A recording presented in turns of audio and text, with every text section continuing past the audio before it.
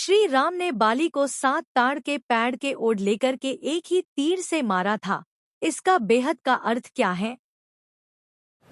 बाबा भक्ति मार्ग में रामायण में दिखाते हैं कि जब पुरुषोत्तम श्री राम बाली को मारते हैं तो जो 7 पेड़ होते हैं ताड़ के है उसकी ओट में होकर के मारते हैं। तो जो ताड़ के 7 वृक्ष हैं किस शक्ति की यादगार के रूप में जो उसका ताड़ नाम पड़ा है ताड़ना से।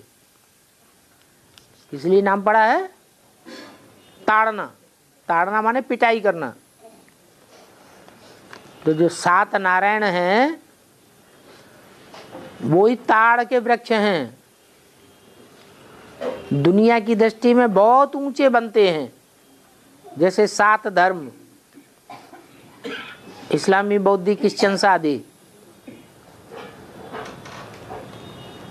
उनको पहले ईश्वर ज्ञान सिखाते हैं, ज्ञान में मजबूत बनाते हैं।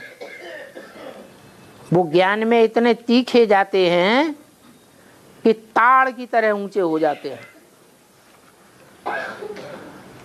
बहुत होशियार बन जाते हैं। और फिर उनकी ओट में, जैसे अर्जुन ने शिखंडी की ओट लेकर के किसको मारा था? भीष्म पितामह को मारा था। ऐसे ही उन 7 ताड़ के वृक्षों को ओट में रख करके बाली को मारा था।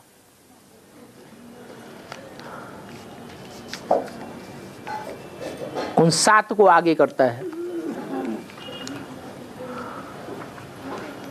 रामायण में राम को भगवान के रूप में दिखाया गया है क्या?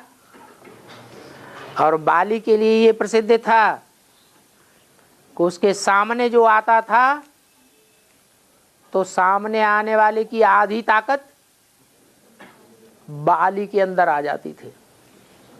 इसका मतलब सामना करने में उसका मुकाबला कोई नहीं कर सकता था।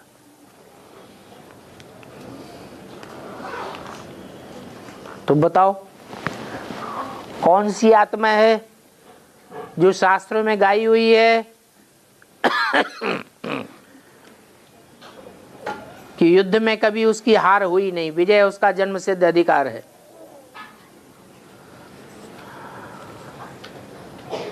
वो कौन सी आत्मा है जिसकी विजय ही विजय हुई है, कभी हार हुई नहीं?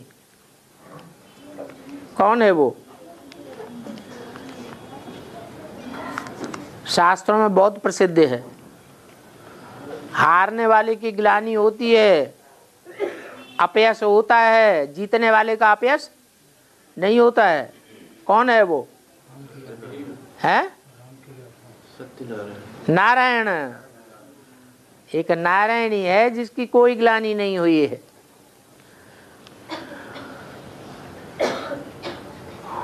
उसी का नाम बाली रख दिया है।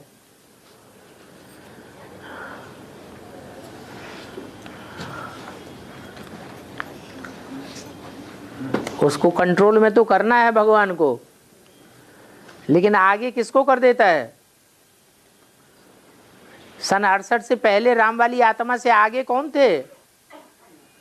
राम वाली आत्मा को पढ़ाने वाले कौन थे? है वही 7 नारायण। सत्यनारायण नहीं, वही 7 नारायण जो और धर्मों में कन्वर्ट होने वाले हैं, वो जो बहुत ऊंचे माने जाते हैं पुरुषार्थ में, बेसिक नॉलेज में।